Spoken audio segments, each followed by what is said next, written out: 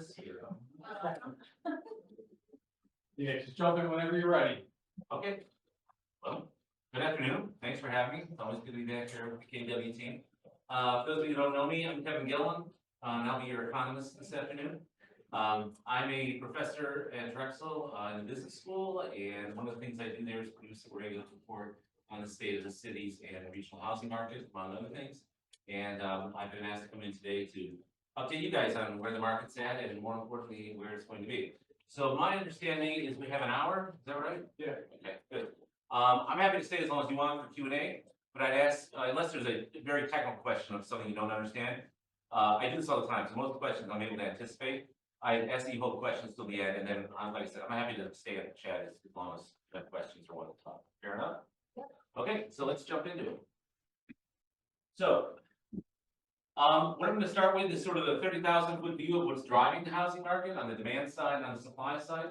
Then I'll drill down to the market metrics themselves and talk about where the market's at. And then I'll conclude with where I think the market's going. And in particular, I want to close with one of the biggest questions I'm getting right now is, how do we expect Mr. Trump's tariffs to affect the market? Because believe me, it will. Without any further ado, let's start with the demand side drivers. So first, we'll start with population growth.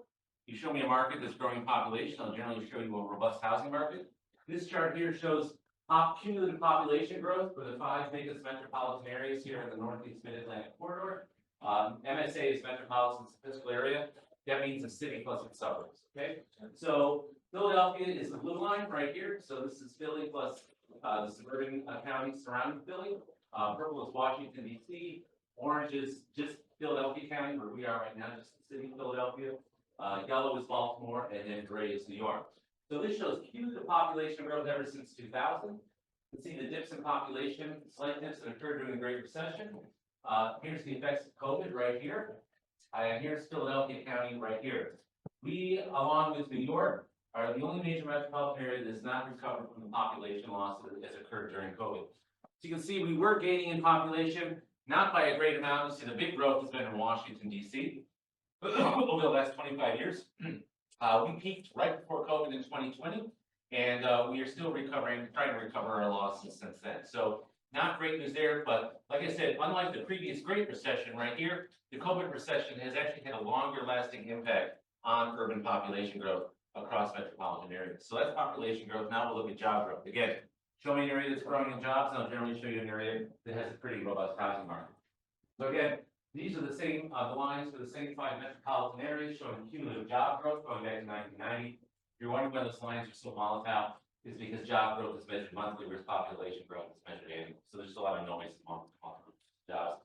What's a lot of jobs for seasonal? As you know, just like real estate, right? A lot of jobs in retail only exist for the holiday season. A lot of jobs in agriculture only exist during the growing or harvest season, things like that. So again, the orange line is Philadelphia County. You can see from 1990 to 2000, we actually lost jobs on that to the mid-2000s. Here's the housing boom and bubble years. We actually did fairly well in terms of employment during the Great Recession. The other metro areas actually had losses. You know, the big dip right over here is, right? COVID. And luckily, unlike population, we're still below our pre-COVID levels, but jobs have largely recovered since COVID. We've lost some in the past few months. Some areas have, whether or not that's indicative of a looming recession, it's too soon to say. That's the big question. When I speak to realtors, they want to know what the effect on the market is going to be. When I go to economic conferences, the big question is, when's the next recession? Is it going to be sooner? The tariff's going to cause it. Right now, what we're seeing that is in what we say in my profession, the soft data indicates there might possibly be one. The hard data is not there yet. Okay, from the recession. But we're watching. We suspect there might be one, but we're not ready to commit to the fact that we think it's going to happen anytime soon. There will be one anytime soon. So the good news is, unlike population, Philadelphia has resumed its pre-COVID path of job growth. Unemployment, of course, which is the reverse of jobs, shows the unemployment rate across metro areas. Current employment actually remains strong across the country, as well as in our region. It remains near record lows. Now, that's very important when it comes to interest rates, because I know you care about interest rates. One of the things the Fed does, this is one of the, is watch the unemployment rate. When unemployment gets above a certain level, that will typically trigger a rate reduction by the Federal Reserve. Right now, we're not seeing that in the cards anytime soon. As long as unemployment remains very low, the Fed's very reluctant to lower rates because that could trigger inflation. Okay, so the silver lining in rising unemployment is you get a rate cut to accompany it.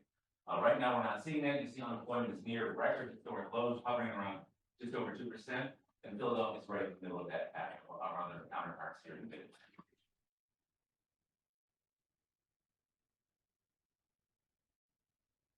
So speaking of interest rates, they remain above their COVID level lows. This is not news to you. This shows the 30-year fix going all the way back to 2015. Here's COVID right here in 2020. Remember the good years of 21, 2022, and interest rates were around 3%. Not anymore. We know they're close between bouncing around between 6 and 7%. When will we get a rate cut? Like I said, you'll need the economy to slow first. So the silver lining of a recession is that you will get that rate cut. Right now, it's been hovering between 6 and 7%, pretty persistently over the last 2 to 3 years or so. So now, when are you going to get your rate cut? So I'm going to tell you how to forecast interest rate cuts, because you probably get, who gets asked by their clients, when are we going to get a rate cut? When are rates going to come down? All right, I'm going to tell you how. This is exactly how we teach in a business school. So my first job out of college was working for the Federal Reserve, believe it or not, in Washington. I actually used to ride the elevator with Alan Greenspan, which shows you how old I am. So this is how the Fed, it's one of the main ways they determine whether to cut rates. They look at the forward-looking inflation. They basically look at inflation expectations. So every month, the University of Michigan does a survey of people all over the country, asking, what do you think in your own personal life? What do you think prices are going to do? They don't mean prices in the economy, in your life, the groceries you buy, the gas you have to put in your car, things like that. What do you think is going to happen? Okay. So right now, inflation expectations, which is represented by the dashed line here, this line. This is the 30-year fix. The gray bar is the recession. That's the COVID recession, a very short one, right? So as long as inflation expectations are above 2%, that is, most consumers in the economy think inflation is expected to be above 2%, that's too high for the Fed. 2% is the Fed's trigger, okay? When inflation is above 2%, they're going to raise rates or at least hold them steady. When inflation expectations drop below 2% during a recession, right? That's the plus side of a recession, is that you don't have inflation. What did the Fed do?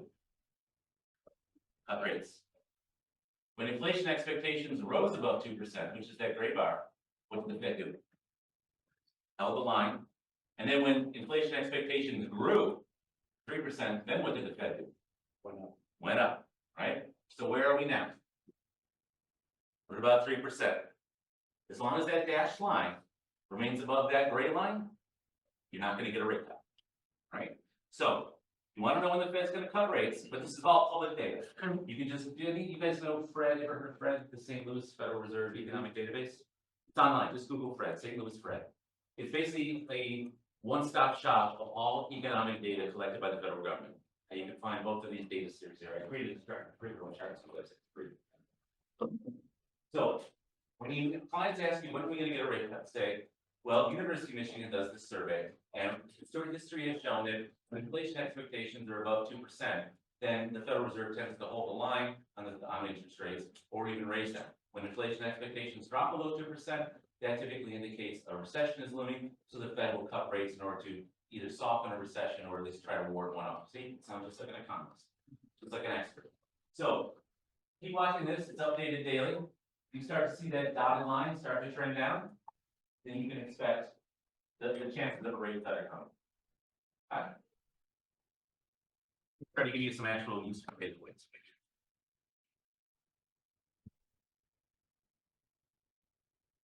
So let's look at income growth. So jobs, population, or demand side drivers. Again, show me an area that's growing in income, and I'll generally show you an area that's growing in house prices, right? So this shows income growth across our 5 metropolitan areas that we've examined so far. Again, the orange line is Philadelphia County.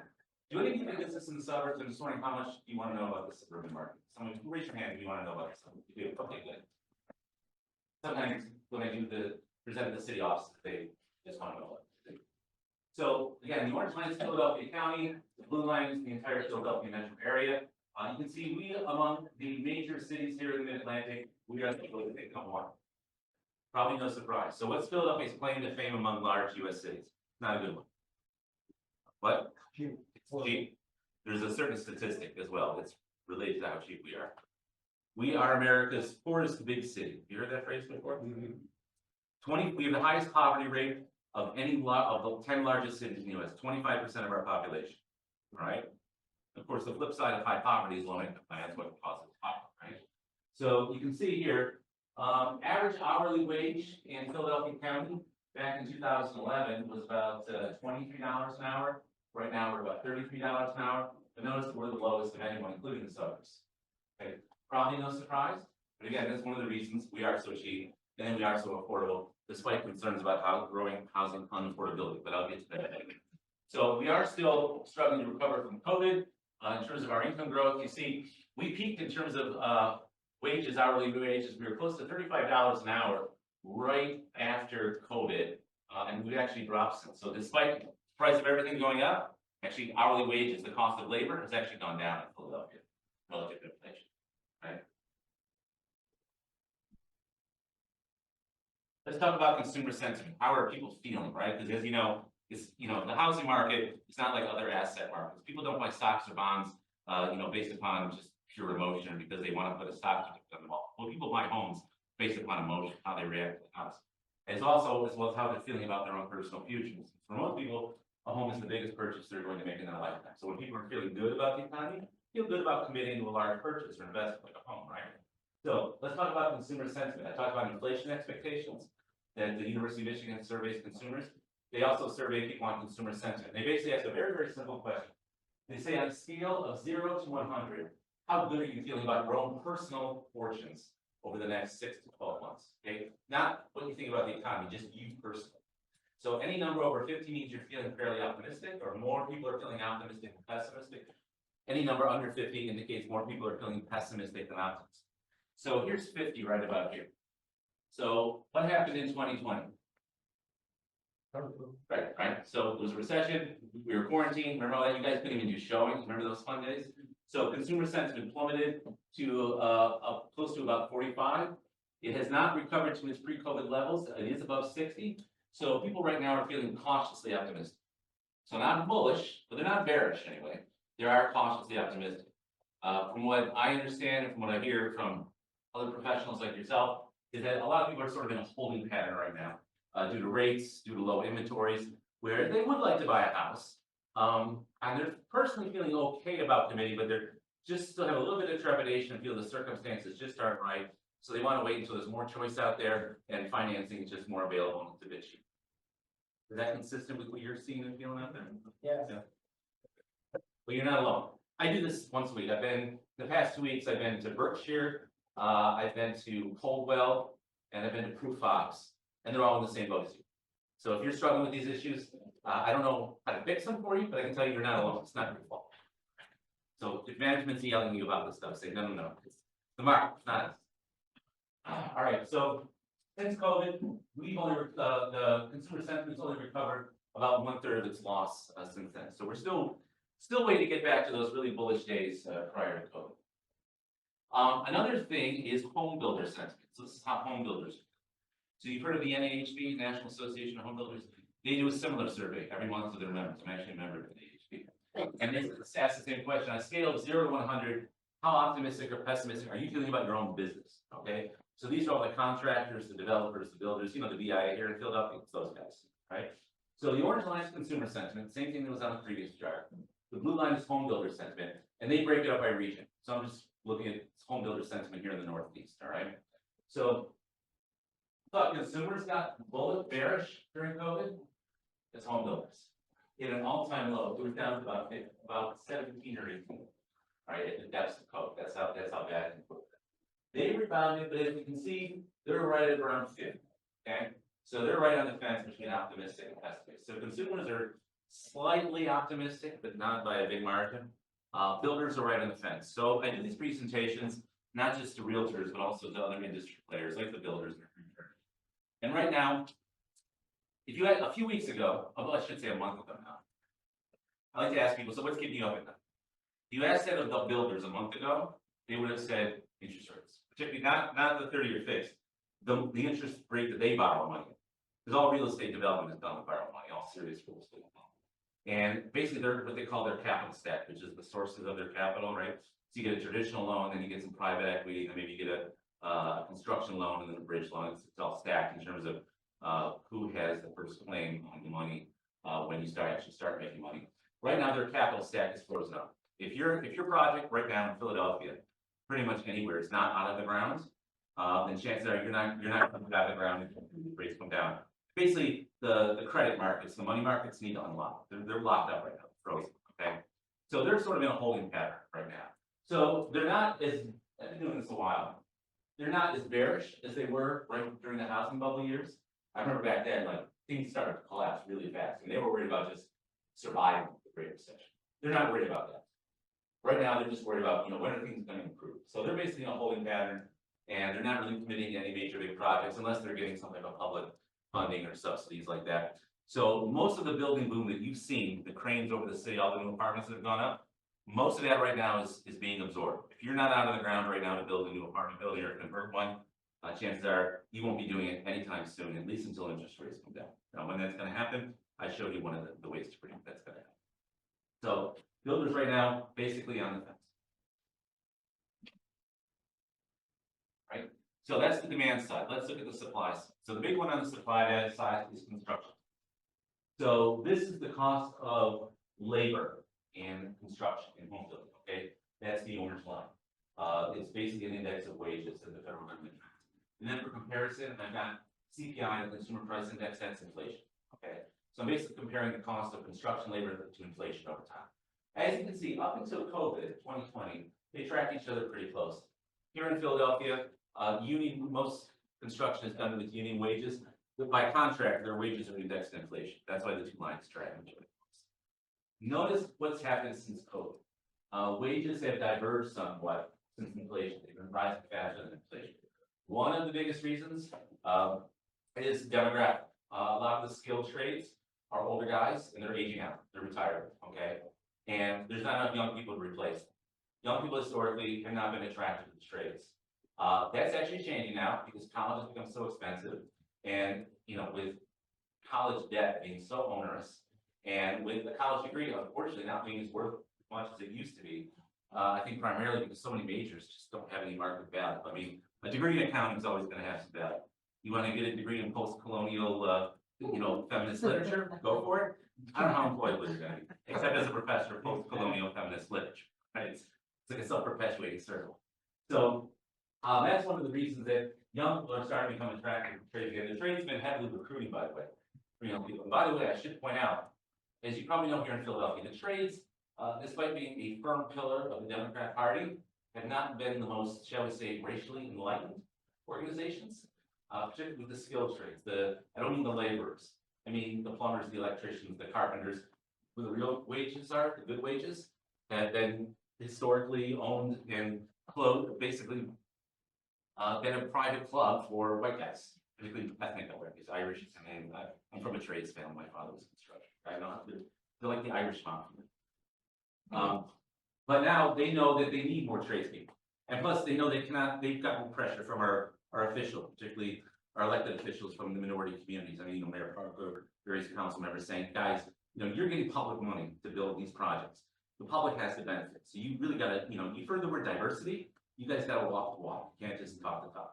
So the trades have actually come around to reality. They're actively recruiting now in many minority communities, which is not only good for social equity reasons. It's good for economic reasons because we need more people in the trades.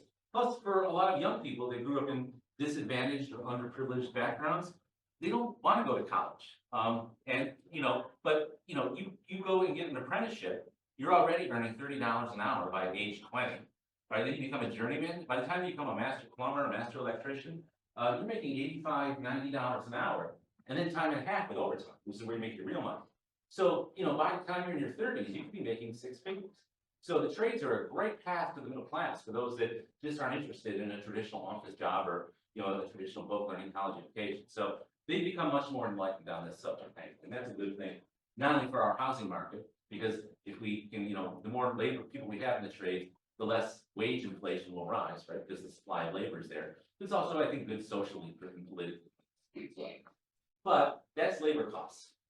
Let's look at materials costs. That is the materials that go into home building. I'm going to add that to this chart. So the blue line is the cost of materials. So this is lumber, steel, wiring, tile, fixtures. All right. Now again, historically, materials costs also tracked inflation. Until 2020, COVID, up 50% in just 3 years. Remember all the concerns during COVID about supply chain choke points? Remember the pictures of all those cargo ships sitting off California and like holding patterns? What do you think was on those boats? Lumber from Canada, steel from China, tile from Italy, sheetrock from South America, okay?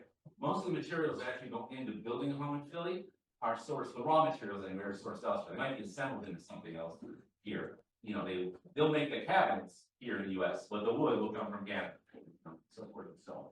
So 50% in just 3 years, materials costs have skyrocketed. Now they leveled off a bit in the last few years.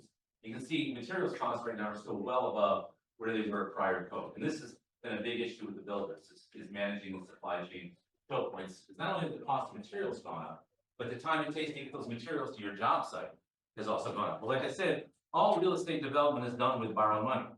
Well, what happens to your credit card balance if you don't pay it off every? Goes up. Same thing in real estate. Every day that your project is delayed because the materials aren't arriving, you're paying interest on that construction loan. Okay, so your profit's being squeezed, and because your cost is going up. So time is money in real estate, just like in everywhere else. So even if the cost of materials hadn't gone up, it's like the cost went up because it's delayed getting to your job site. So they're getting squeezed on both ends, delays in the supply chain, as well as like what you pay for when it finally arrives. And this has been, I know we all think of developers as like, you know, the guy from the Monopoly game, remember Mr. Moneybags from Mustang? Like that's how everyone thinks of developers. Believe me, they're not like this. Not here in Philly. We don't have the multi-billionaires here. I mean, Carl Granoff, God bless him, I'm sure he's very, very well off, but he's the exception, not the rule. Most of our builders, even though we're America's 6th largest city, most of our builders here in Philly are local, as opposed to national, right? Big national home builders don't do business. And they've got the profit margins that allow them to absorb these costs. Our guys are local. They really only do business here. And they operate on a much thinner margin. So it's very much more difficult for them to eat that than it is for the big national guys. The big national guys on the suburbs, you'll see them, right? You drive along the collector roads, you'll see signs, you know, DR Portland model homes and Payhub Nanny, and you don't see them in the city. They don't, I don't want to get off topic, but they just don't want to do business in the city. It's not worth their time. So the city is owned by local guys who operate on smaller margins. So this sort of thing impacts them, by extension, the industry and you, much more severely than it does in other parts of the country, because how localized we are. I'll talk about Mr. Trump's tariffs and what that's going to do later on. So that's the actual drivers of the market, the demand side and the supply side. Now let's look at the housing indicators themselves. So here I've got rents by sector here in 2025. So here I break out rents by the different category of use real estate here in Philadelphia and then in the MSA. So the one you'd be interested in, I think, would be green. These are apartments. Right now, the average rent per square foot in Philadelphia is about $18 a foot. In the suburbs, it's about $15 a foot, right? Notice that there has been that it's here in the city, apartment rents are still below office rents, despite the fact that we've got a high vacancy rate, but they've actually tend to be growing. The difference between residential rents and office rents in the suburbs, much narrower, okay? But think about it. I mean, you know, if you're on the 20th floor of Liberty One, that's going to command a much different rent than an apartment that's a block away from Liberty One. In the suburbs, you know, on a 3-story, 2-story office park versus a 2-story townhome, much of a difference between those two. Commercial rents, you're not interested in office rents, so we'll skip that. Let's look at prices. These are commercial prices. Right now, apartment space in Philadelphia is going for about $207 a foot. By contrast, so office space is actually cheaper. If you want to buy it as opposed to rent it, it's cheaper in Philly than residential space. Why is that? Less demand, vacancy. Exactly. Okay. Right now, a lot of the owners, not the tenants, but the owners of the office buildings are still sucking wind from COVID, particularly in Class B and Class C space. You're less desirable space. Right. Main reason is that young people looking around the room, most of you guys, they don't want to come back into the office to work. Okay. They will if it's premium space, Class A space, or what we call trophy space. It used to be that prior to COVID, if you occupied Class A space or trophy space, you did so to impress clients, right? If you're a law firm on Market Street and your lawyers bill $1,000 an hour, you better have an office that looks like you're worth $1,000 an hour. Gotta have nice conference rooms, you know, beautiful reception area, right? Everyone's got the lawyers have to have big private offices with views. You won't get top dollar lawyers to work for you if they're going to give them a cubicle to work on. I guarantee you that. Since COVID, that's been flipped. Now, what tenants are paying a premium for Class A and trophy space is to attract you guys back to the office. So now space, rather than being impressive for clients, has to impress you. That means it has to be amenitized. So, and I don't just mean kitchenette with a free Keurig machine, okay? There's gotta be a yoga room, there's gotta be a nap room, there's gotta be free bike parking with security. There's gotta be a cafeteria where the food is locally and sustainably sourced, and it's not just a cheap salad bar, it's a sushi bar, okay? Believe me, you probably think of employers as people that don't care about young people. Trust me, they can get, you have to have the management in the office. Management is willing to come in the office, plus they're older people, they're used to it, right? But if you're primarily a younger person who works in front of the computer all day, you don't necessarily want to be in the office. I mean, it's fun to work from home in your pajamas, right? You're getting one over on the boss. So what they're doing is they're paying a premium, not only for the Class A and trophy space, they're paying for significant remodels, TIs, tenant improvements, right? You have that space be amenitized. The office has to be not just a place to work, it's gotta be a place you feel like, almost like you're living, like you're going to your clubhouse every day, right? So that's what the big change in our commercial market here in Philly, and many other cities in COVID, which is why, right now, residential space, apartment space, commanding a higher, price premium than office space. Now, if I subtract out all the Class B and C space, which is the vacant space from this, that green bar will actually drop even lower. So the high-end space is pointing average. And I think what's going to happen, what we're actually starting to see, is a lot of that older B and C space, it's not going to be occupied, not by its current use, it's going to be converted to residential. Or for the really undesirable space, it's going to be server farms for AI.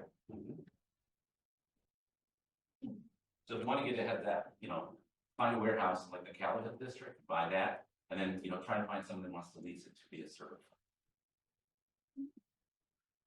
Price by sector. So now I'll compare Philadelphia's real estate prices to other cities. Want to guess which is the most expensive one? Yeah. New York. Right? So these are the same bars I showed you on the previous slide. Here we have the same bars here. Now we'll compare to New York. So New York, again, still trying to deal with COVID, but still commanding a significant price premium. Apartment space in New York goes for over $1,000 a foot. Apartment space in Philly goes for $1,500. That's good. Huge difference. So people in Philly will complain about affordability. Prices here and rents here have gone up since COVID, no doubt about it. They've risen faster than inflation. You have no idea what an affordability problem is until you start looking at other cities. Okay, we still remain a relatively affordable city. We're less affordable than we were during COVID, but our degree of unaffordability is much, much, much less severe than it is in New York or DC or San Francisco or places like that. The typical price to income multiple in Philly is about 3.3. Right around 3 is where you want to be, because that implies you're spending about a third of your income on housing, right? That rule of thumb, right? So if prices are 3 times income, consider you're only spending a third of your income on housing. You want to guess what the price to income multiple is in New York? 10. San Fran is 11. And remember, those are rich cities. The median household income in Philadelphia is about $60,000 a year. That's household. That's often 2 people, right? 70 and 30,000 each, roughly like that. You know what the median household income is in San Francisco? 110,000 a year. So that's your typical household income. Okay, we wish we had that. So many of our problems would be solved. But my point is, even with that very high income, San Franciscans still have an affordability problem, because the median house price in San Fran is like $1.5 million. Okay, so even with you move to Silicon Valley and get a job as a tech bro.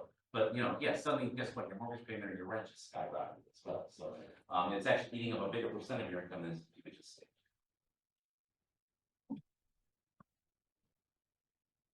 So apartment comps. So these are recent apartment sales in the region. If you're just wondering sort of what things are going for. So the big winner this past quarter, Plymouth Meeting. There was an apartment building at Chilton Court that went for about $360,000 a unit. That would be number 7 right there. Here in the city, number 5, Conshohocken Avenue. That apartment building went for about $140,000 a unit.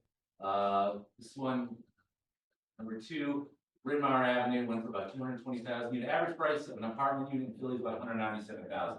So what I did is I took the price of the entire apartment building that is sold for, and then just divided by the number. You really want to know the price per unit. Just often in real estate, you want to know the price per square foot. So that's the typical price of an apartment here in our region, if you're a multifamily investor.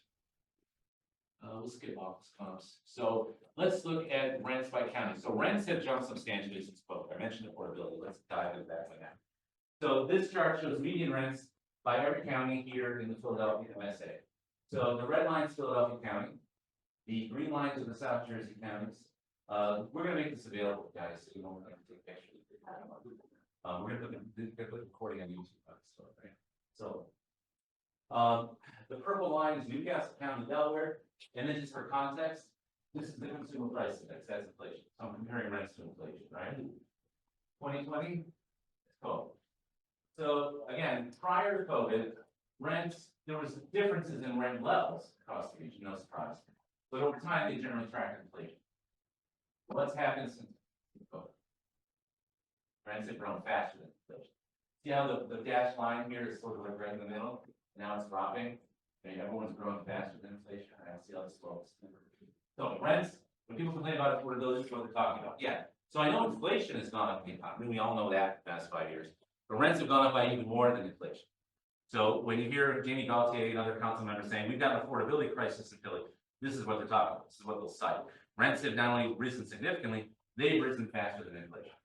All right. But across counties, Philadelphia County is still the cheapest. Median rents in Philadelphia is about $1,700 a month. And that's an apartment, not a house rent. Okay. Number one, we were on Mercer County. That's where Princeton is. That's why. $2,500 a month. And as you can probably guess, you know, the other expensive suburban counties, Bucks is $2,200 a month, Chester's $2,000 a month, Montgomery County $2,000 a month. So compared to our suburbs, we're still relatively affordable, despite our significant rent increases. Okay. Let's talk about prices. So again, just as rents are up, prices have risen dramatically since COVID. You all know this. Why? So this is my house price index for Philadelphia. That's the red line. The green line is the house price index for the region. And then for context, the blue line is the U.S. National House Price Index. That's published by the federal government. So I can compare Philadelphia to how the country will do. So, you know, the cliche, real estate cyclical, right? Certainly you can see it. So this index goes back to 1980. So think of it as a Dow Jones index, Philadelphia. The actual level of the index doesn't mean anything, but its percent change over time reflects percent change in the market value of it. Right, so here's the boom of the 80s, recession of the early 90s. Here's the recovery of the mid-late 90s. The housing bubble, right? Peaked out in 2008. Here's the Great Recession. From peak to trough, house prices in Philly fell about 23% from 2008 to 2008. Here's the recovery. Here is COVID, right? House prices in Philly up 60% in the last 4 years. So rents have risen faster than inflation, and prices have risen faster than inflation. But even inflation has risen, right?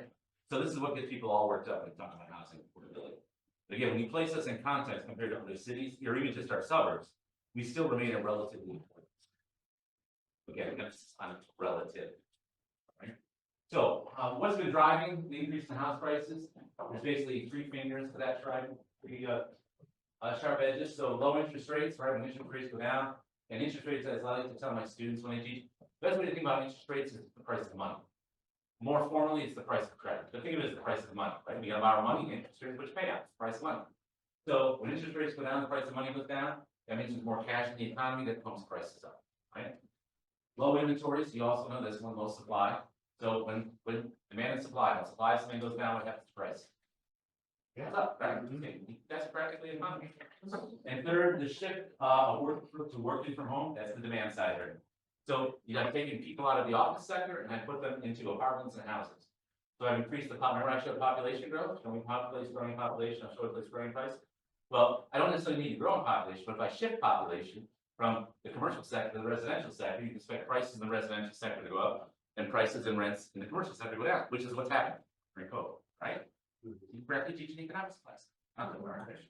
So those are the three things driving that big increase in that red line. Yes, sir. Would the low interest rates be attributed to the money being printed? That's a separate issue. So you're probably thinking of the old saying that inflation is always and everywhere a monetary phenomenon. Yeah, that's it. So this is a debate economists have, and I don't want to get you into inside baseball. But to most economists, you can have increases in price, but that doesn't mean inflation.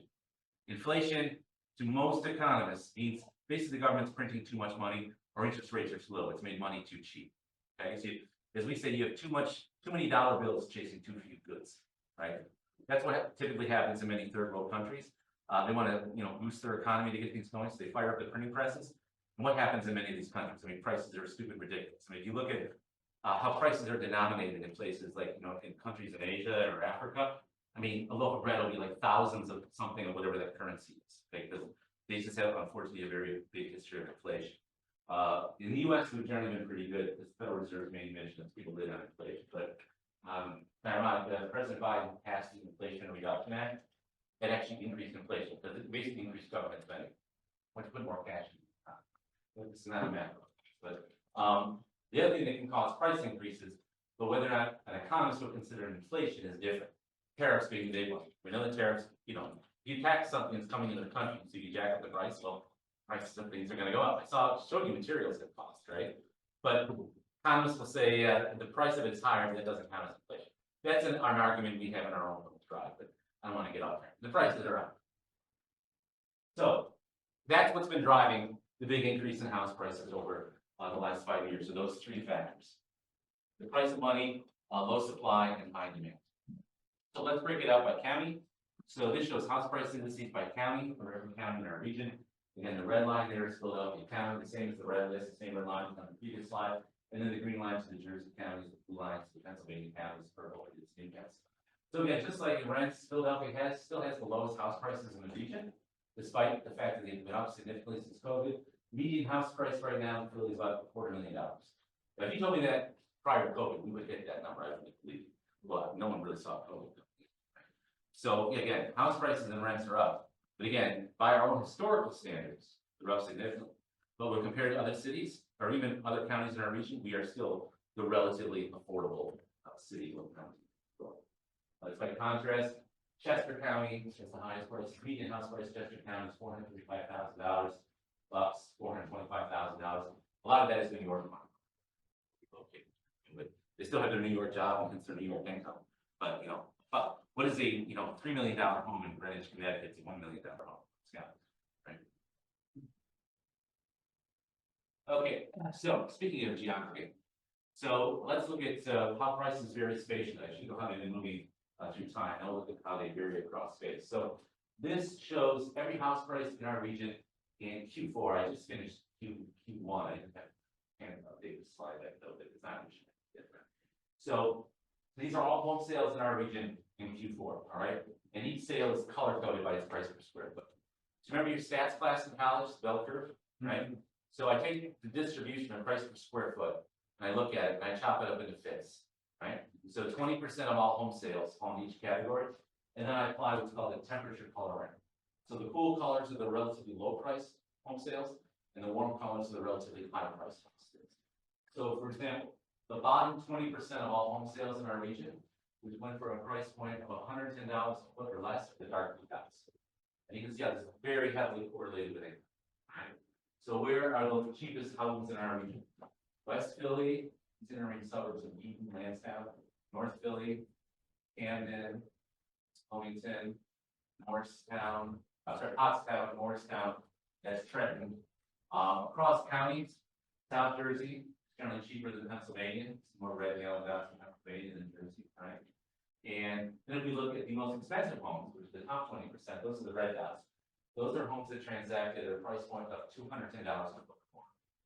Okay, so where are they? Center City and the neighborhoods that are enjoying it. Main line, right? By the way, that's City Avenue. All right, just by crossing the street, you go from the cheapest 20% of homes in the region to the most expensive 20% of homes in the region. See how people talk about school districts and just driving house prices? Just by crossing the street. That's the value being the Philadelphia School District versus the Lower Marion School District. You go from a home that's $110 a foot, if you move it across the avenue, that moves down where it's more than double. Now, where are the other expensive areas? You see Bucks County, up here, Central Montgomery County. Here in South Jersey, the concentrations in Hagerfield, Cherry Hill, Collins Woods, that's a lot of well right there. And then up in Mercer County, Princeton, up there. But again, you can start to get into New York once you're there. That's actually the very upper right-hand corner of the map of the screen. That's actually Staten Island. Princeton, I mean, you can easily do data to New York. Now you got New York one, even though technically Mercer County is part of our.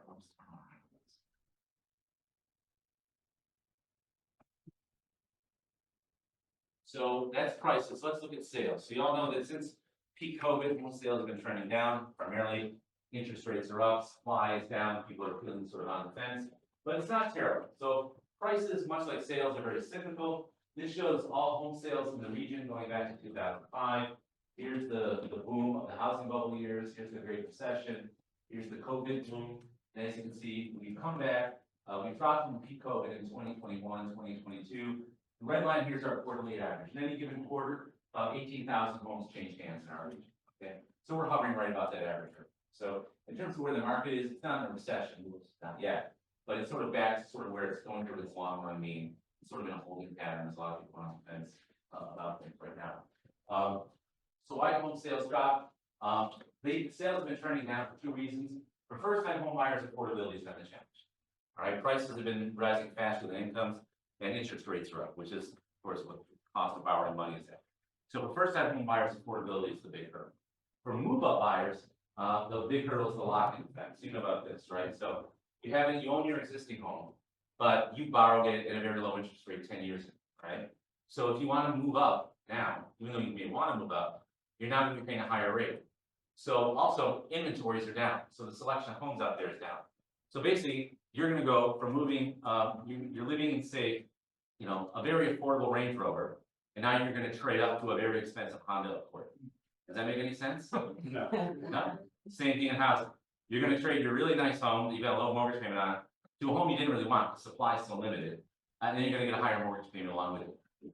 Who would take that deal? Right.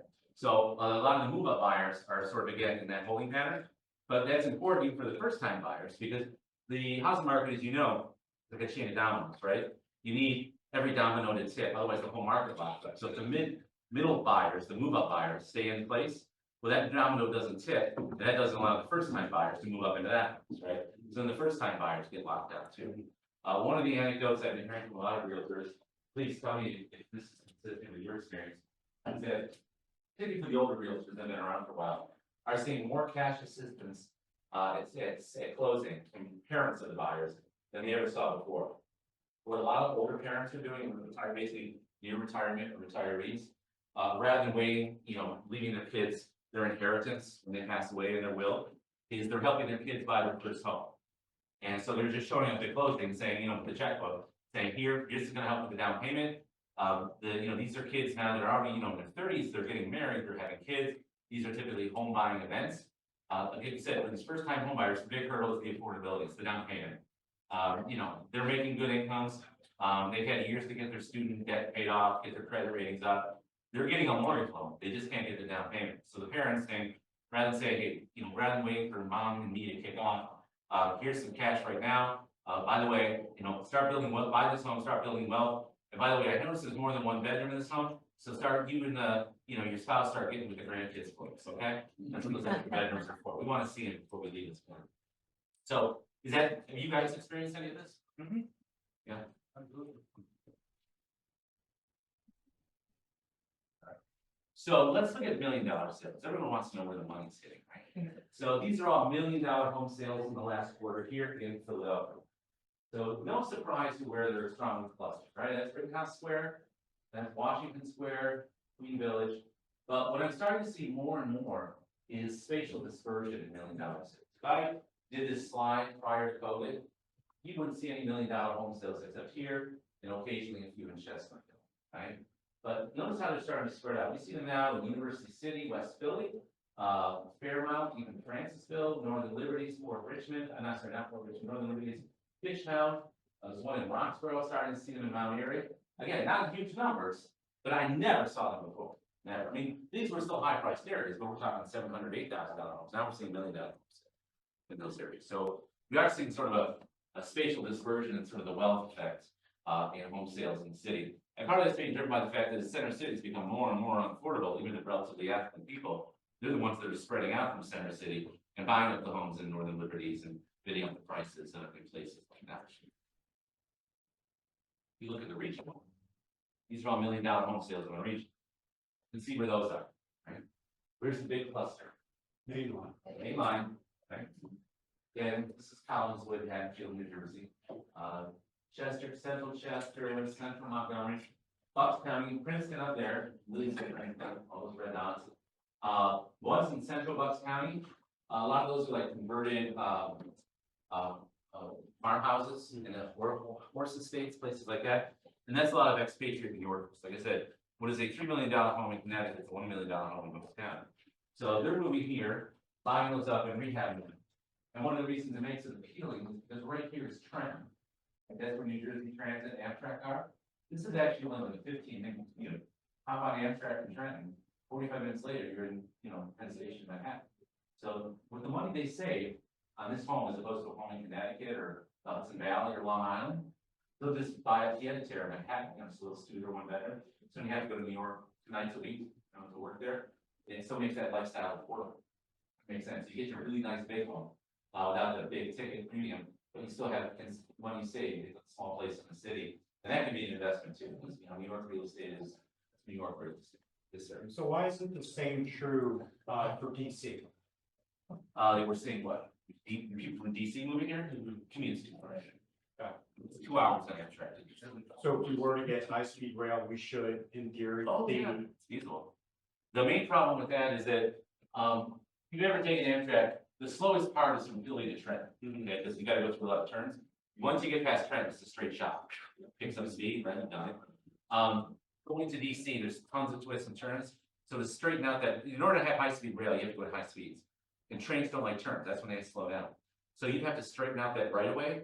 That's an enormously expensive project, because then the federal government has to start buying up land along with evicting people, so they can straighten out, the rail. And that creates all sorts of political problems, besides just being insanely expensive. So California, you probably heard about the high-speed rail project out there. You're supposed to go from San Fran to LA in like, 3 hours. I mean, sounds great, right? Especially if you've ever driven in California traffic, it sucks. You need the school man. Oh. So, that's one of the main reasons that they want to do it. It's a great idea. And most of that area is fairly flat in Central California. But, it originally started as, I don't know how many billions were budgeted. And it's already something 500% over budget. And they still have not one piece of that route is active. Not one. And so you think, we think it'd be slightly easier to do in California because Central California is fairly unpopulated. There's a lot of farm country in the Central Valley there. Whereas the northeast border here in the US is high density population. So the challenges here, even the distance might be shorter, the physical challenges are much greater. Not to mention the political challenges. All right. So one of the questions I get asked all the time is, okay, we see the market softening. Are we in another bubble? Does anyone here get asked that? Or is anyone here concerned about that? Yeah. Yeah? Raise your hand if you are. All right, let me try to convince you otherwise. I think we're headed towards a market correction, or at least a reversion to sort of balanced market, but I don't think we're in a bubble. All right. Now, first of all, let me explain what a bubble means to an economist. I think it's one of the most overused terms in financial analysis. People will use the word bubble when they just think anything that causes prices to drop is a bubble. No, prices can drop for other reasons. A bubble has a very specific definition in financial economics. It means that prices cannot be justified by their underlying fundamentals. So what are the fundamentals that drive housing? I showed it to you, right? Population growth, job growth, income growth, materials costs, land costs, labor costs. So when house prices are way above what rents can justify, what interest rates can justify, things like that, that's a bubble. That's what happened during the housing bubble. Right? Prices became inflated due to very cheap credit, very, very low interest rates. Other asset markets were not offering the same return, so there was a flood of money into housing. On top of that, the lenders also made really, really relaxed lending conditions.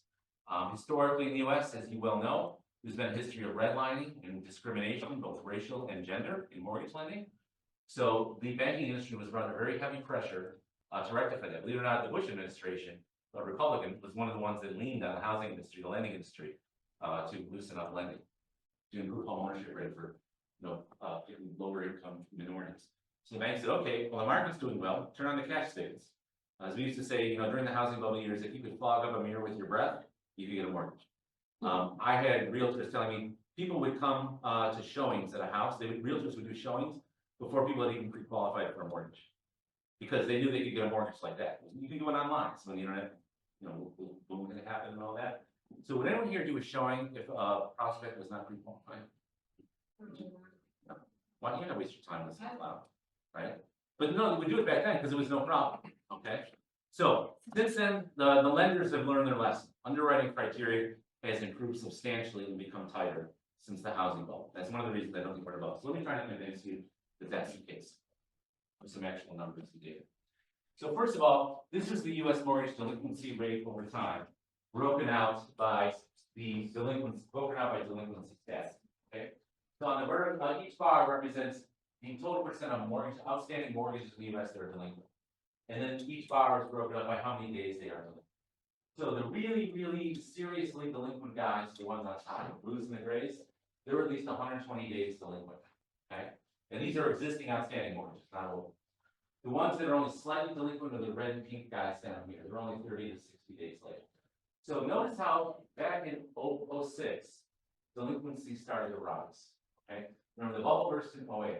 So mortgage delinquencies are another very good leading indicator of the market. People start to get late on their mortgage when they suffer a job loss, when they suffer a hit to their income, or when they just start to become bearish on the value of their home. Right? If you think the value of your home is going to drop, well, basically, when you default on your mortgage, you're selling your home back to the bank for the balance of the mortgage. That's what you're doing, right? So people go delinquent. So delinquencies tend to be a very good leading indicator of the market. But notice how during the bubble years, 08, 09, notice how many mortgages, not only did delinquencies rise, but the number of mortgages that were severely delinquent, the grays and the blues, was really high. Okay, at the very peak when the bubble burst, about 12% of all mortgages were delinquent. Here's where we are today. Black line's the average, historic average. Delinquencies right now are not only below average, but notice that the blue and the grays are now a much smaller component of delinquent mortgages than they were during the bubble. Okay, so we're not seeing anywhere near the delinquencies right now that we saw last time. Moreover, the people that are delinquent are only slightly delinquent, not severely delinquent. So that's one reason I don't think. Can I ask you a question? How can that be though? I mean, what do you attribute that to? It's not like household income has skyrocketed to be able to put that downward pressure. People want to stay in their homes. They don't think the value of their home's going to fall. But a lot of that is involuntary, right? That's just cycles of, the economy. Yeah, What so do you- if we go into a recession, you will see delinquencies rise. But get the flow of causality correct. The causality was the reverse last time. In other words, people went delinquent, that caused the housing bubble to burst, and that took the whole economy with it. This time around it's the opposite, which is, by the way, the way it typically happens. The economy goes into a recession and it just drags housing with it. Okay, so if we start to see delinquencies rise this time around, it'll be because of the larger economy becoming soft, rather than just people suddenly becoming bearish on their homes specifically. So most homeowners, maybe not buyers, but homeowners right now, feels pretty safe in their home. Okay, sir. Now, wouldn't it be too because the rates were so low that they were able to lock in those low mortgages in 08, they were adjustable. So they. Yeah, well, that was the other thing. There were a lot of interest-only mortgages, a lot of adjustable rate. Basically, lenders were doing whatever they could to get you into a home. So, the 30-year fixed mortgage is the standard now, with 10-20% down payment, right? You could do 0% interest only during the housing bubble years. Because the banks figure, well, if the value of your home is going up, it doesn't matter. If you default, they'll just take the home back, which is now worth this, but when they lent it to you, it was worth this. So the bank still makes money. They don't care. Not anymore. Not anymore. We're not going to see any more double-digit appreciation growth in house prices for the next few years, now that we did in 2021, 2022, years like that. Moreover, delinquencies tend to be the leading indicator for foreclosures, right? You go delinquent before you get foreclosed. So foreclosures also right now are very low. So the housing market is looking fairly stable compared to the bubbles.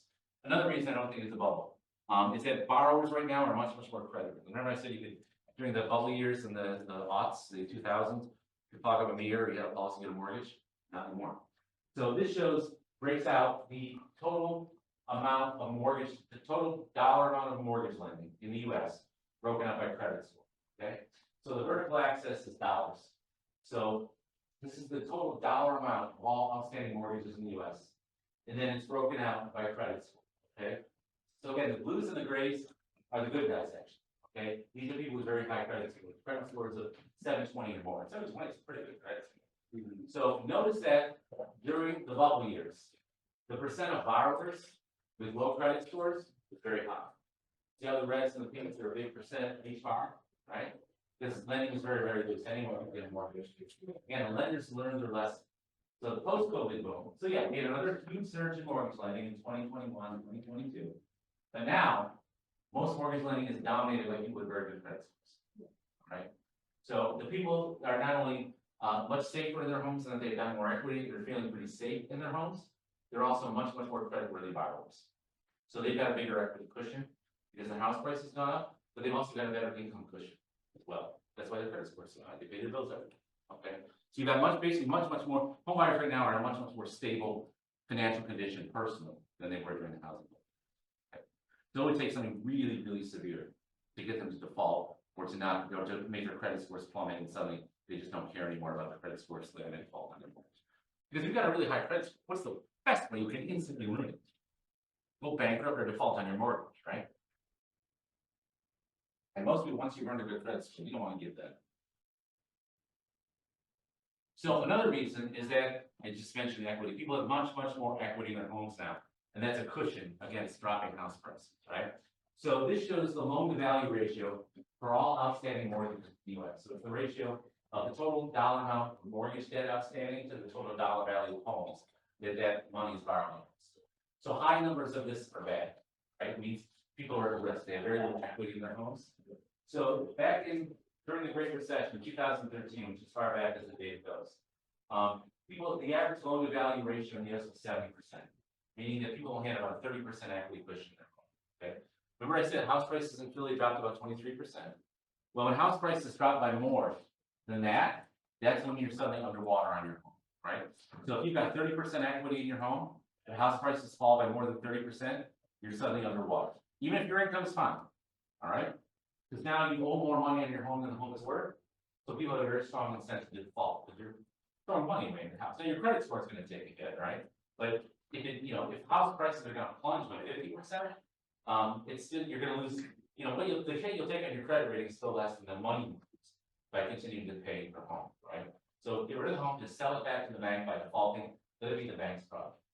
Look where the loan to value ratio is now. It's around 47%.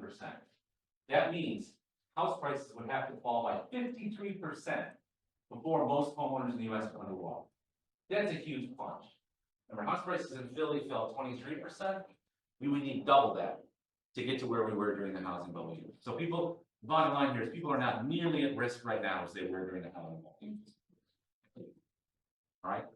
So, like I said, high LTVs indicate a high risk exposure. Right now, most homeowners in the US that are still borrowers have only owe banks 50% of the value of their home. So you need prices to plunge 50% in the US before people start defaulting like they did during the Great Depression. And I can tell you, if house prices fall 50%, the value of your home is going to be the least of your problems. The price of ammo and bottled water is what you're going to be worried about. Okay. Sorry? On COVID or? No, that was during the housing bubble, the Great Recession, They fell, you said they fell. 23%, Okay, from 2008 to 2012. they fell 30%. Correct. But I was just like, that's an old guy. Not opening. You don't know. You would see from this slide. I'm just saying, because the 23% is not like like an active metric that's relevant like right now. For historical context, it is. Right. So that was the worst house price decline in US history. It Okay. was 20, here in Philly, it was 23%. Now in the bubble markets, apparently the Sun Belt, like Florida, Nevada, Arizona, where they were really overbuilt and there was tons of flipping and speculating, house prices there fell 40%. They really took it out of the One chart. of the bubbles. Yeah, during the bubble. It was just the bubble, yes. My point is we're not nearly as leveraged or as risky right now as we were, 20 years ago, a little less than 20 years. Again, it doesn't mean prices can't fall, but I would consider that to be a price correction as opposed to a bubble pop. Right. That's my point. Remember I said a bubble with prices can't be justified by fundamentals, right? Our fundamentals are much better. That's my point. That's why I don't think we're in a bubble. We can still get a price correction, but it's because prices just need to correct to come back in line with fundamentals. All right, or If we do get a serious price correction, it's because the fundamentals drop out of the market, which means a recession hits. And it's just gonna take housing with it. Last time it was the reverse. Housing popped and it took the economy, but this time, if house prices come down, it's because the underlying economy goes south and it takes housing. Which is the typical historical pattern. Housing tends to follow the economy, not the other way. So, let's talk about, price to income multiples also right now are generally lower than during the bubbles. So this breaks out the ratio of median house price to median household income by region, okay? So back in 2005, here on the East Coast, house prices were 6 times what incomes were. All right, so people, because they were very leveraged, we had people borrowing with very low incomes. Right now, it's about 5.7. That is in 2024, in 2019 it was 4.4. So price to incomes have risen, but we're still not near where we are in the bubble. Again, another indicator, basically people just aren't as leveraged or as sensitive to changes in the market as they were during the bubble. And lastly, banks right now also look much more stable than they did during the bubble. So the FDIC, you know, that doesn't want to guarantee your money, right? They actually keep a track of problem banks. These are banks that they're monitoring because these banks look at risk for whatever reason. They made risky loans or investments, right? So look at during the Great Recession, the number of problem banks. There were nearly 1,000 problem banks 15 years ago in 2010, 2012. How many problem banks are in the FDIC list right now? Very few. So the banking system also right now is much more stable. So if you want to convince your clients, if they're worried about buying because they think we're in a bubble, feel free to share these slides in the public domain and smooth them out, okay? If they're not buying, it should be for personal reasons, not because they're worried about systemic problems in the industry or the land industry. So let's talk about where we're going. So I talked about delinquencies can lead the market, interest rates can lead the market. One of the other leading indicators I like to look at are inventories. So it's the number of houses for sale. Inventories tend to change before prices change in the market. So this is the number of houses for sale in Philly going back to 2003. You see all these little dips, that's seasonality, right? As you well know, people would delist their homes in the winter and then relist them in the spring. That's what all those little seasonal dips are. But look at the longer trends. Back in 2005, inventories in Philly started to really swell, right? The bubble burst in 07, 08. So inventories, supply of homes started to rise significantly. And what happens to the price of selling when supply goes up? Yeah. Right. So when you start to see supply rising, that often indicates moderating, if not dropping house price. Now, as you know, we've had very low inventories over the last several years. We hit an all-time low of about 3,000 homes back in 2022. So inventories have started to trend up, but we're still well below our historic average. So supply is still putting some upward pressure on prices, but it's starting to ease up, which I view as a good thing. You know, it's nice, you know, if you work on commission, all else equal, you want prices to be as high as possible, because 3% of something high price is better than 3% of something low. But if homes aren't changing hands, it doesn't mean you're any good, right? So better to have more homes changing hands rather than just ridiculously high prices and nothing changing, right? So we want inventories to come back up. Moreover, that will improve our affordability problem, right? More homes out there, more supply, that will put moderating pressure on prices, so they won't be skyrocketing as much as they were before. So that will also increase the accessibility of homes for people. That will increase your line of business. Another leading indicator, month supply of inventory. You know the general rule of thumb here, right? So month supply of inventory is how many months it would take to burn out the current supply of homes listed for sale. In general, what's a balanced market? When you got your realtor's exam, 5 to 6 months. 5 to 7 months, yeah. Right. When you have a 5 to 7 month supply, you're in a balanced market, meaning that neither buyers nor sellers have an advantage over each other, right? So look what happened during the Great Recession. Month supply of inventory was nearly 14 months. That is what we call a buyer's market. All right, buyers definitely had leverage. Where were we during COVID, 2021? We had a 1 month supply of homes for sale. So inventories have started to tick up, month supply of inventory started to tick up, but again, we're still running below average. These numbers tend to move very slowly, but I'm generally expecting them to continue to trend in a more favorable direction. And again, I view that as a good thing because it will improve affordability, improve the supply and option, number of homes available for sale for prospective buyers, right? And then it'll induce more people.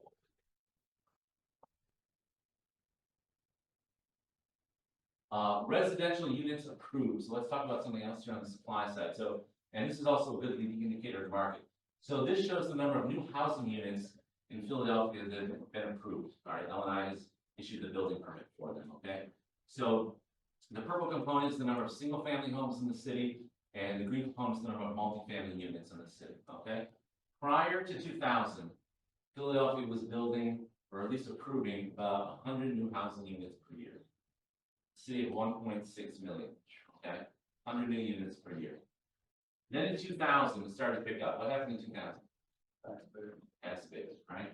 So there's the housing boom years. We were building about 3,000 new homes per year during the boom. There's the Great Recession. And you guys know what this huge spike there is in 2021? No.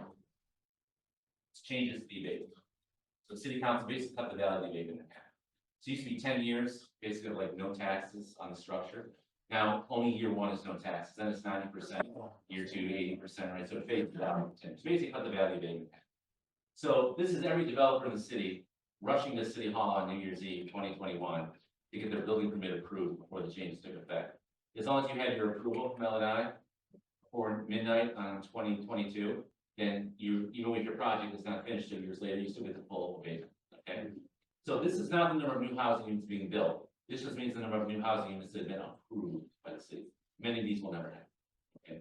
But still, it doesn't cost too much to get a building permit, so why not do it once still? Okay, so that's what the developers are doing. That's since been trending down. Big part of that, remember I showed you materials costs going up, you know, interest rates going up, including on construction loans, not just mortgage loans. So new construction has been sliding down, all right? On top of that, we also have all these new apartment units that are coming online. That market is sort of soft right now. So we just need some time to absorb all those new units before you start to see developers commit to new projects. In addition to the fact they also want lower rates on their construction. Right? So we expect, as far as new supply in the market goes, expect that to be fairly soft over the next few years. We need time to absorb the existing surplus from the current or very recent boom, and we also need macroeconomic conditions like interest rates to change before we see the next cycle in building. And by the way, it's not bad. That's just typical. It's cyclical industry. As I often say, it doesn't really matter. No matter where you are in the cycle, there's always opportunity. You just need to know where you are in the cycle to figure out which opportunities are there. The strategy, your business strategy in a down market is different than your strategy in an up market, correct? This is commercial vacancy rates, skip down cap rates. So let's talk about the forecast. So there's a company out in California called Green Street, and we use them, Drexel has a subscription to them. They're a real estate analytics firm, and they produce forecasts every month for every sector in the economy, every city and region in the country. So this is their office forecast for office prices in Philadelphia, okay? So the green line is the value of office properties in Philadelphia. I'm showing you this because it's related to the residential market whole thing. So office prices held pretty well until 2020. What happened after that? Right, shift to working from home, office prices went down. What's their forecast? Well, they produce forecasts for an optimistic scenario, pessimistic, and a baseline scenario. For purposes of economists, take the baseline scenario. That's the dashed green line. What are they forecasting for office prices until the next 5 years? Flat, basically flat. All right. So the capital markets, the country as a whole, is fairly bearish on the Philadelphia office fund. Now is not the time to be speculating on office space. Now, if you want to buy office space to convert it to residential space, that's a different story. But if you're buying office space in the city, there's so much vacant B and C space. If you think you're going to flip that space and make money, forget about it. It's not happening. Okay? And I don't know any smart money. Now, if you think you're smarter than the market, by all means, go out and be it. That's not what most of the money is doing. Now, what about apartments? So here's the forecast for apartments. Different story there. So the green line is the value of apartment space in Philadelphia. Again, did very, very well during COVID. What happened between 2020 and 2022? Shift to working from home, right? That has since softened because they're trying to move people back into the offices. But the forecast for apartment space in Philadelphia is relatively more bullish than the forecast for apartment space in Philly is relatively more bullish than the forecast for office space. It's not fantastic because again, we just need time to absorb that new supply. So that doesn't mean I think the forecast is not terribly bullish, not because our market is bad, it's because we're at a part in the cycle where we just need to absorb all that. So it's a soft market, it's not a bear market, how I would characterize. So, you know, any of your clients ask you, is it a good time to buy apartment space? I would say yes, the price is good, because there's a lot of space out there competing for your dollar.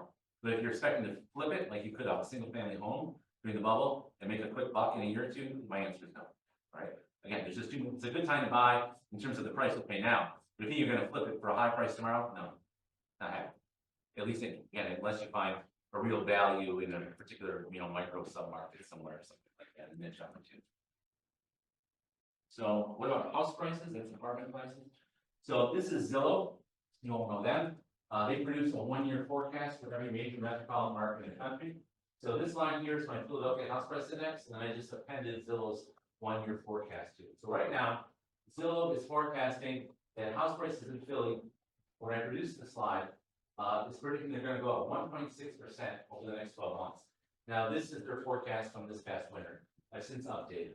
Okay, for the last year, Zillow has been steadily downgrading its forecast for Philly and most other markets. The anyone want to guess what the historic depreciation rate is for housing in Philadelphia? The typical percent increase growth in prices. What? 6? Not bad. Not bad. Anyone else want to guess?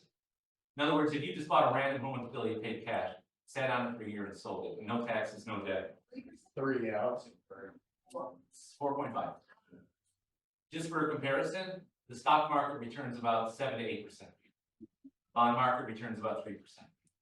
So the typical Philadelphia home, as far as an investment goes, is somewhere between a corporate bond and a stock, right? Which isn't bad, because housing is also safer than stock. Right? It's less fluctuations. So not a bad return. But remember, if your typical annual return on your money, you're investing your money and your typical annual return is 4.5% per year, but they're telling you, no, the next year it's going to be 1.6%. Not great. That doesn't really make you want to put more money into housing, at least Philadelphia. Now, it actually gets worse. Zillow just came out with its most recent forecast. I didn't have time to update this slide in time. It is now negative. Very, very slightly, but I think minus 0.1%, so it's close to 0. But it's the first time Zillow has forecasted negative appreciation for Philly since the housing bubble. So I consider that to be kind of significant. So again, not the end of the world. And remember, the plus side of falling house prices is you're going to get lower interest rates, you get a rate cut, and you'll also get more affordability, right? Because if income stays stable, the prices come down, suddenly more housing has become within the range of buyers. So I don't view that as terrible. If you're a current homeowner, or certainly an investor, it's not great news. But for the market as well as but for the city as a whole, that's just in terms of the people of Philadelphia, it means housing will become more affordable, and if that can also improve homeownership rates, that's good for the city and society as a whole. But I do view it as significant that Zillow has suddenly become bearish for the first time since the Great Recession. And remember, Zillow has been steadily downgrading its forecast for Philly for the last year. So extrapolate that trend. So they're forecasting minus 0.1% now. When they update this again next quarter, this summer, I wouldn't be surprised if it's downgraded again to minus 0.5, then maybe minus 0.7.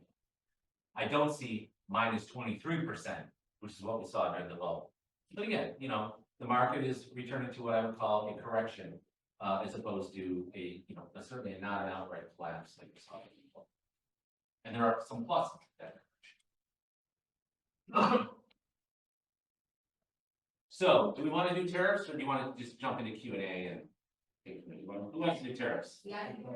All right. Okay, let's do tariffs. So this is the other big question. When I do industry groups, the question right now I get from the builders is, what are the tariffs going to do to my cost of sheetrock and steel and lumber and wiring and countertops and stuff like that? There was so much back and forth from when the tariff conversation started, from where it is now. It's the current tariff, like, going forward. There were so many causes. There was like they were suspended. Then so what is? So the scenario I'm going to present is it's going to be an extreme scenario. So Trump's basically playing a staring contest with other countries. Right. That's what I'm saying. A lot of it too is like it feels like hoopla. Yeah, well, there's some showmanship and gamesmanship to it, right? So it's kind of like negotiating with a house, right? So if you're the seller, you start with the price up here, but you're willing to sell it for here. You just don't want to say so. So he's doing the same thing with tariffs, right? He's saying, I'm going to tariff you with this. In reality, he's really would love to have he's willing to settle here, but he wants to get you to do the same thing to come down. Okay, so before he comes down. So this is the same sort of analogy.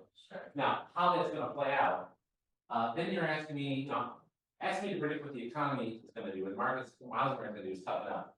Ask me to predict what Donald Trump's gonna do. I'm an economist, not a psychiatrist, so. But I can tell you, what this analysis will show is, I'm gonna take the worst case scenario. What if we take his tariffs and he's committed to this staring contest, and he's gonna let it play out, all right, over months and months, and hold really hard. Because it does take at least months for the effects of these tariffs to have an effect on the economy, all right? So, let's start with that. Let's show you sort of the worst case scenario you can compare. And then anything after that just is better than that, okay? Right. So we'll start with, what would happen if this causes the Great Depression? That's your worst case. And then anything, that doesn't materialize, that is still is a relative improvement. Okay? So we'll look at what history can tell us. So here I'm going to compare, first of all, you remember when he first enacted his tariffs, the stock market plunged, right? So let's compare to what the stock market does to the housing market, right? So here on the blue line, I've got the house price index for the entire country, going back to 1890. Believe it or not, someone collected data, it's a professor at Yale named Bob Schiller. Anyone know the name K. Schiller house price indices? No? Really? Okay. He won the Nobel Prize in 2007, 2010, because he was the first economist to correctly predict the housing market. Okay. So he actually collected data on all home sales in the US going back to 1890. And that's what that blue line shows. Adjusted for inflation. So this is house price growth net of inflation. Then I did the same thing for the S&P 500, which is the orange line, again, net of inflation, okay? So historically speaking, you can see that the stock market and the housing market sort of track each other with some correlation. I mean, when one goes down, the other goes down. When one goes up, the other goes up. Here in particular in the modern era, you can see here's the boom of the 1980s. There's house prices in the 80s. Then we get to the 2000s. So there's that's the tech bubble boom right there. Here's the housing bubble boom here. Stock market was up during the housing boom. And then you see since 2009, since the Great Recession, they've both been climbing significantly. All right. So what happens?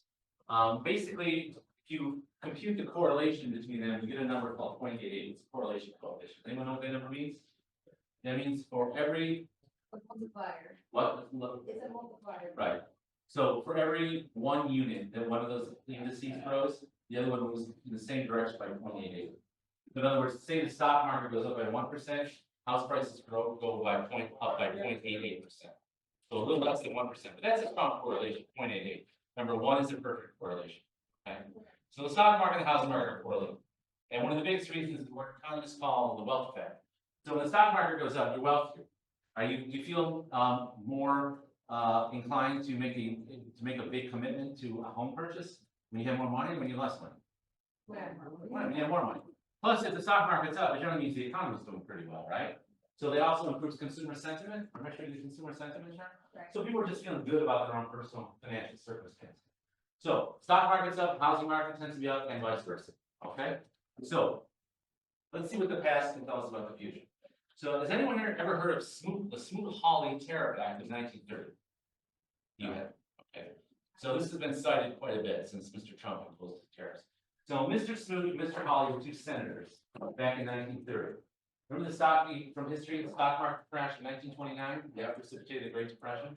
The stock market crash actually did not cause the Great Depression. Smoot-Hawley did. The stock market crash caused a recession, but it took Mr. Smoot and Mr. Hawley to cause the depression. Here's what they did. The stock market crashed, okay? And suddenly the federal government was starving for revenue.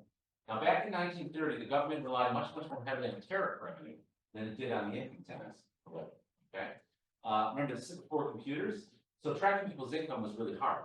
Whereas tariffs are a very easy tax to levy, because when you unload your ship at the port, they will not unload the cargo and release it to you until you pay the tax, right? So it's a very easy tax to collect. And Trump knows this, he's actually his rationale for tariffs, right? Whereas you can't hide your income from the IRS. In 1930, before there were computers, you could hide them, all right? They couldn't track you what they came back. So federal government, stock market crashes, the federal government suddenly starving for revenue, okay? So Senator Smoot and Senator Hawley persuaded Congress to pass the Smoot-Hawley Act of 1930. And that imposed tariffs of nearly 60% on most U.S. imports, okay?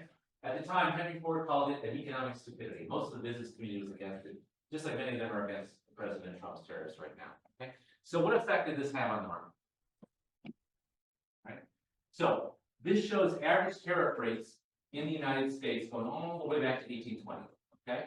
So notice that prior to 1920, tariff rates in the US were very high, roughly around, the typical tariff on an imported good was around 30 to 40%, okay? See how they plummeted up to 1920, right? So from 1920 to 1930, Smoot-Hawley implemented the Tariff Act. Tariffs rose to nearly 60%, right? And notice how, here we are in the modern era, this is tariffs right now, okay? See how the US government used to rely very heavily on tariffs for its income revenue, the reasons I just told you? So we had shifted to rely, the income tax was enacted in the US in 1914 because of World War I. We needed money. We didn't have an income tax in the US before then. It was actually supposed to be a temporary measure. 1914, that's when World War I started, okay? So the US shifted from relying on tariff revenue to income revenue, income tax revenue, all right? Smoot-Hawley wanted to reverse that, and this is Trump's rationale for his tariffs, okay? So Smoot-Hawley increased our tariff rate to 60%. So what happens? So this is one of the most famous charts in international economics. It's called the Kindleberger spiral. And it shows the total volume of international trade in the world starting in 1930. Okay, so in 19, and then it's broken out by month from 1930 to 1933. So in 1930, the total volume of world trade was about $3 trillion. That's when Smoot-Hawley implemented the tariffs. By the time we got 1 year later in 1931, the total volume of world trade had contracted to 2.7 trillion. By 1932, it had contracted to 1.8 trillion. By 1933, the depths of the Great Depression, it had contracted to less than $1 trillion. Okay, some people say this looks like a spider web. I think of it as the economy certainly down the drain. Right? So the tariff, Smoot-Hawley tariffs, basically took what would have been a fairly mild recession due to the stock market crashing and turned into a Great Depression. Because now you're not just messing with money moving around, you're messing with goods and services, particularly goods, imported goods moving around. And stuff that people actually, everyone needs. Remember, back in 1930, only wealthy people owned stocks. So a stock market crash really only affected the wealthy people. It didn't affect every ordinary household. But when you start taxing, you know, how many goods do we just get from China alone? That affects everybody. Okay. There was a question? You had one? Okay, sorry. So, like I said, world trade by 1933, it contracted by 66%. It fallen by 2/3. All right, and what would have been a short but significant recession turned into a really long, and it became the Great Depression. Okay?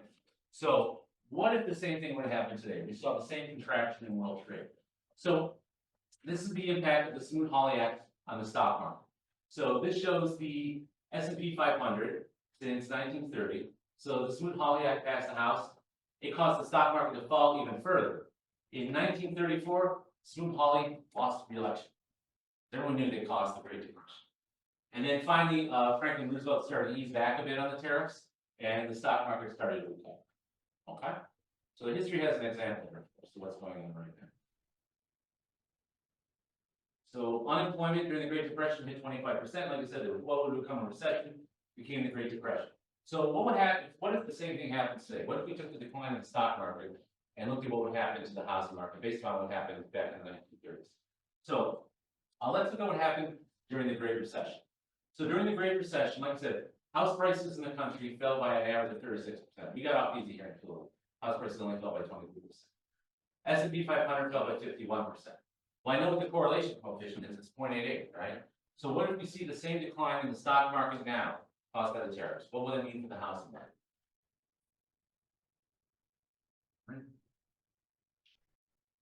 Right. So currently, when I did this 2 weeks ago, the stock market was down 19% from its pre-tariff peak. All right.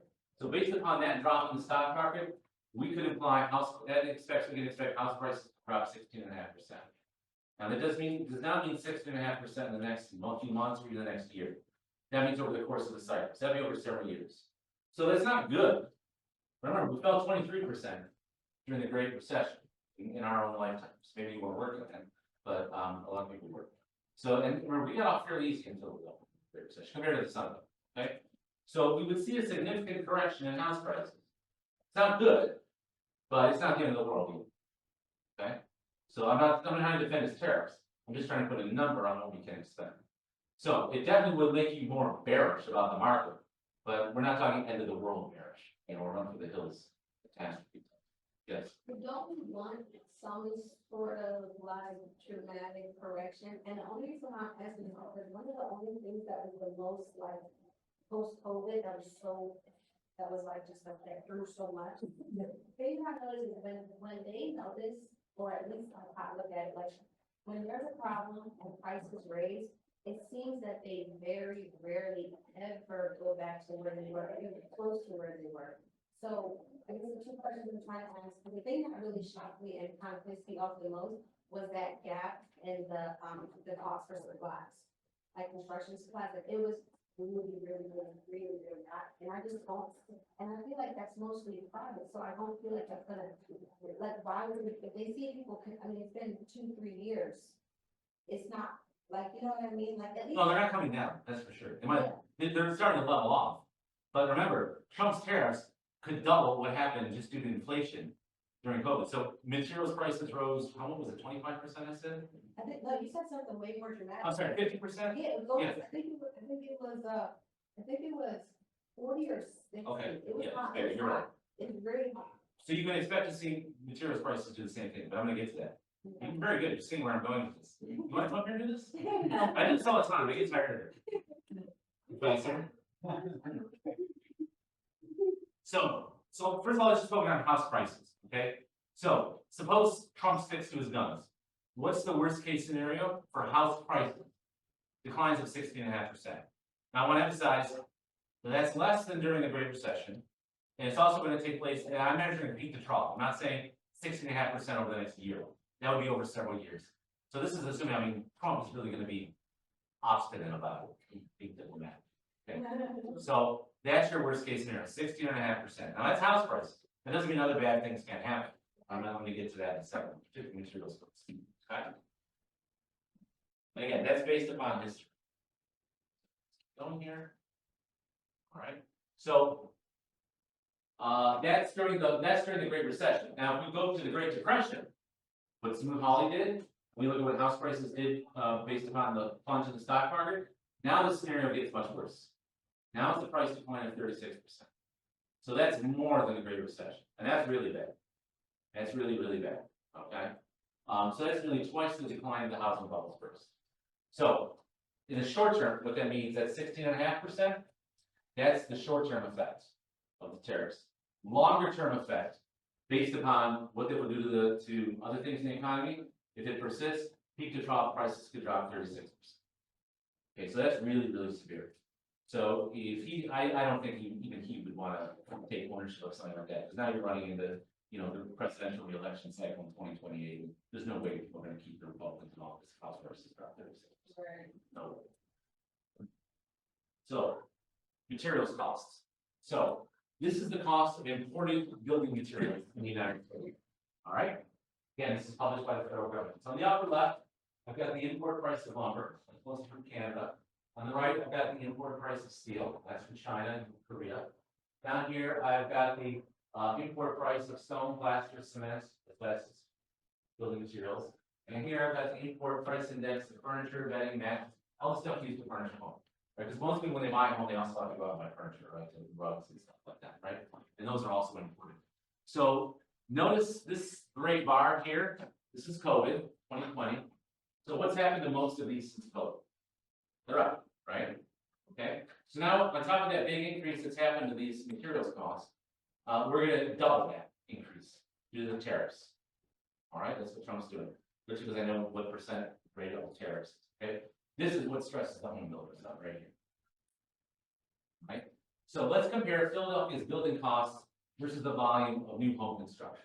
So on the purple line here, I've got the cost of building materials, the cost index. All right. This is what builders look at when they're penciling out a project. And then I've got the price of new housing units in Philadelphia, just new housing. Okay.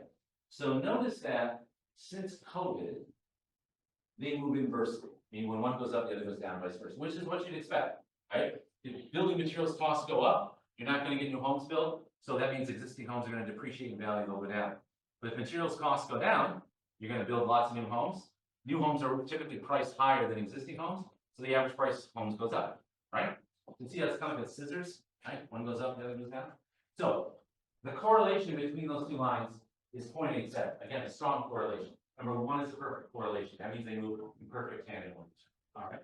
So now, what is that? We're going to use that number and we're going to apply Trump's tariffs to project what materials costs are going to increase by, and then project what that would do to house prices, or at least the cost of the price of new homes and the supply of new homes, right? So put yourself, you're not realtors anymore, you're home builders here in Philly, all right? So, again, this is the average tariff rate in the US. Look at the blue versus, it's the blue versus orange. Well, it doesn't really matter. Let's go with the orange line. That's the one I want. I think one is on all imports, the other is on just the European imports or something. So it's, sorry? Dutiable imports, yeah. Those are the ones that the tariffs are levied on. Yeah, total imports are some. Dutiable means the ones that the tariffs actually apply to. Again, notice since World War II, 19 years of World War II, tariffs in the US have been very, very low. So Trump wants to take the tariffs here. Remember, he knows it's smooth hauling are, and he wants to run them back up to where they were during smooth hauling. Okay? So here's how the flow of causality goes. Trump's going to, he has increased tariffs. That's going to increase the cost of construction materials, right? So you're going to take the cost of construction materials, the blue line, and we're going to run them up by another 24%. All right? So here's where we are right now, or at least we were a few weeks ago, right? We had the big bump during COVID, and now we're going to basically do the same thing again. This is what he's doing right now. So what's that going to do to the housing? So cost of construction materials goes up, that's going to increase the cost of home building, right? The price of sheetrock, the price of steel, lumber, blah, blah, blah, blah, blah. Cost of home building goes up, what are you going to do? That's going to decrease the profitability of home building. Right? In any business, if I increase your cost, but if you can't pass that cost on to the consumers, your profit margins get squeezed. In fact, it gets squeezed so much it becomes negative. It becomes negative, you just stop producing altogether, right? Why would you produce something that you're going to lose money on? So that's going to be a reduction in new home building and building.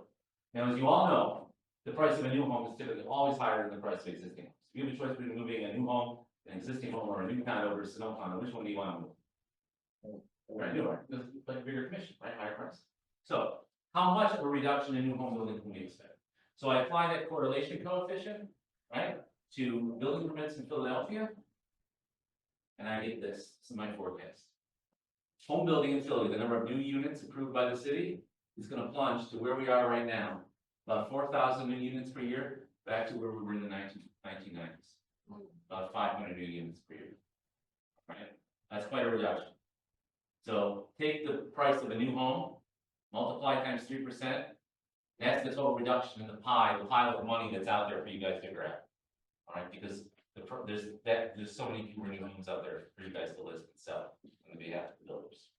So a pretty severe contraction. It doesn't go to completely zero, but that's, going back, no one wants to relive the 1990s in Philly. And the builders are older people and they remember the days. They suck, okay? They suck. New home construction reverts to early 1990s level. So where are we now? What can you expect in the near term going forward? So another thing that the federal government publishes is a recession indicator index. It's called the SOM rule. Basically, whenever there starts to be a sharp uptick in the unemployment rate, that tends to be a leading indicator of the recession, okay? So right now we are here.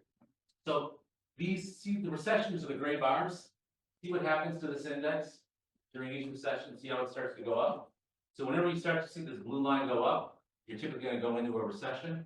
Well, right now we're here, okay? So people are not fearing a recession yet, but it's been barely only a few weeks since these tariffs have been implemented. Tariffs are a fairly slow motion phenomenon. Moreover, I can tell you that the builders have gotten in front of this, okay? They're stockpiling material supplies. They all have, especially the big national home builders. They've got huge warehouses all over the country. You guys ever drive up the Northeast Extension, go past Allentown? You know the truck traffic you get up there? It's all warehouses and distributions. Allentown has rebirthed itself. It used to be a steel center. It's now just a massive distribution center, right? You see trucks from Walmart, Sam's Club, Amazon, FedEx, and name it. So there's warehouses all over the country, and the builders have gotten in front of it. So for the next, I'd say, 3 to 6 months, they're pretty set with sheetrock and steel and all. They've gotten in front of us. Beyond that, if something doesn't change, that's when you're going to start to feel things bite. So right now, in the near term, they're not predicting a recession, but that doesn't mean beyond the next few months, we could. So what does that mean? Like I said, this past week, Zillow revised its Philadelphia forecast in light of Trump's tariffs to project negative growth for the first time ever since the Great Recession. They're currently projecting a 1% decline in house prices in the city over the next 12 months. Remember, historic average is an increase of 4.5%. They're projecting declines of 1%. Again, not the end of the world, right? And there are some silver linings to that, more affordability, you might get an interest rate cut. But, like I said, they've been steadily downwardly revising their forecast out over a year. I expect that to continue, especially if these tariffs persist. Like I said, the first forecast for negative growth since the housing bubble years of 2007 and 2012. All right, so wrapping this up, what do you expect going forward? So before Mr. Trump implemented his tariffs, this was my forecast for 2025. All right, I said absent a recession or a trade war, house prices in the city as well as nationally will remain largely flat over the course of the year. But expect them to drop somewhat as long as the stock market remains volatile. Again, there's the wealth effect. The stock market's going like this, people suddenly start to pull back and feel very conservative. They want to, preserve the money they had before committing to another asset that could plunge in value, right? So the apartment sector is still going to be dealing with the glut of new construction. The office sector is still dealing with a return to work. Inventories, the number of homes listed for sale, is going to continue to slowly rise, but expect sales levels to remain largely flat. It doesn't mean down. I mean, they'll remain flat at their historic level. They're not trending either up or down. So they're not great. They're not terrible. All right. Like I said, we need greater affordability and better interest rates to improve that. So I don't review this as housing declining or certainly not a bubble bursting. I view this as a normal reversion to the mean. All right. The COVID years were great years, but they were exceptional years. You run the sort of divide the 7 fat years, 7 lean years. You have 4 fat years. Now you're going to have 7, not necessarily lean years, but sort of normal years. Now remember, this is my projection before the tariffs. Okay, so bottom line, absent the Trump factor, I'd expect a stable year. But now I've got to include the Trump factor. So what is that? Here, let me stick with these tariffs. So this is my worst case prediction for 2020. Okay? It's not just mine, this is what most economists will do. So if the tariffs remain in place, and I'm talking through the summer, both the cost of consumer goods, when you go to Walmart, places like that, and building costs are going to increase. So that's going to affect consumer demand in the economy, right? That's going to give consumers less money to spend on a home because they're spending more money on household goods and stuff like that. And moreover, developers are now spending more on materials costs because of the tariffs. So the residential sector is going to get squeezed too. So consumer sentiment is going to drop, savings are going to drop, consumer savings, which means they have less money for a down payment because they're spending more money on everyday goods, right? So that means there's going to be less home buying by consumers. That means fewer home sales. Bad for you. Moreover, the cost of construction increases due to the cost of materials. You're going to see less new home building. So that's going to be smaller average commissions because you're going to be moving existing homes rather than new homes, which are higher priced. Right? So we'll have a drop in consumer sentiment. We're going to have a contraction in housing. That's going to equal a recession. That's the bad news. All right. And it could be a pretty severe recession. But the silver lining is in a recession, you get a decline in interest rates. All right. By and large, we've tamed inflation.